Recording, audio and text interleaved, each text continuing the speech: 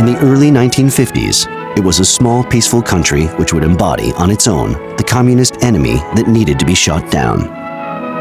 On March 15, 1951, Jacobo Arbenz was democratically elected president of Guatemala. One of his first decisions was to nationalize, in return for compensation, the country's uncultivated land and to redistribute it to poor peasants.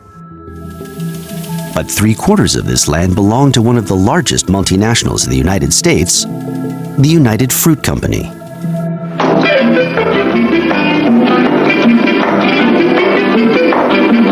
I'm Chiquita Banana, and I've come to say bananas have to ripen in a certain way, and when they're flecked with brown and have a golden hue, bananas taste the best and are the best for you.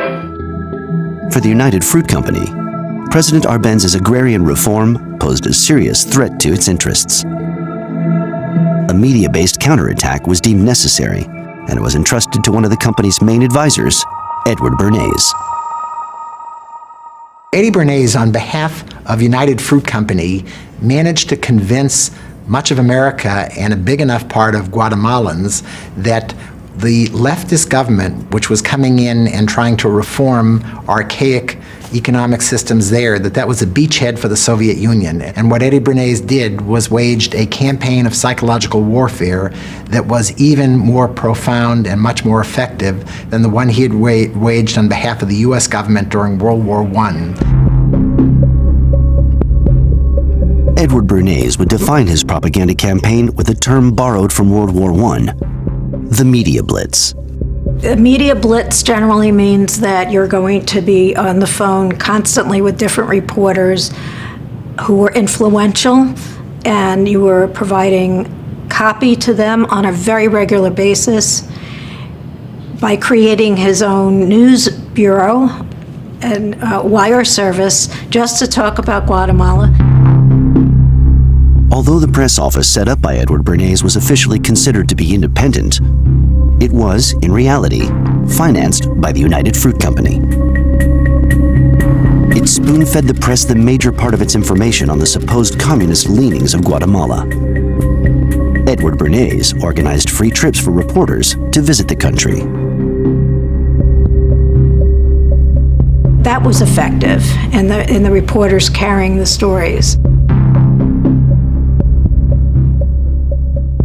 And a number of journalists who were involved with this told me decades later that they realized after the fact, unfortunately most of them not at the time, that they were being used and manipulated by Eddie Bernays on behalf of the United Fruit Company, and none of that was apparent to them at the time. Guatemala falls under a communist-dominated regime. Following a reign of terror manipulated by such communists as the Argentinian Che Guevara, who later goes to Cuba, the common people of this tiny nation rise up. Eddie Bernays convincingly made that part of this fear of the Soviets and fear of encroaching communism in a way that I don't think it really was, and in a way that helped convince the U.S. government that it had to step in and do something in Guatemala.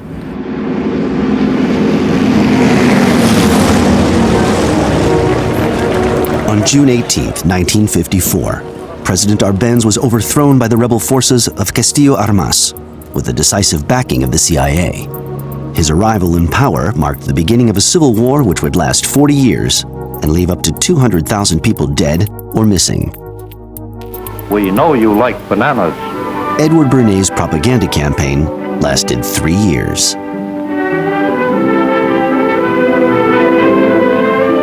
He helped undermine the legitimacy of the duly elected leftist government, and this was dangerous not because of what it did only in Guatemala, but it set a pattern for the United States, convincing us that it was okay and that we could actually achieve success in a way that helped dictate American policy, failed policy in Cuba, where we thought we could do the same thing to the Castro regime, and years later in Vietnam, where we thought we could do the same thing in imposing a government that was friendly to us in South Vietnam.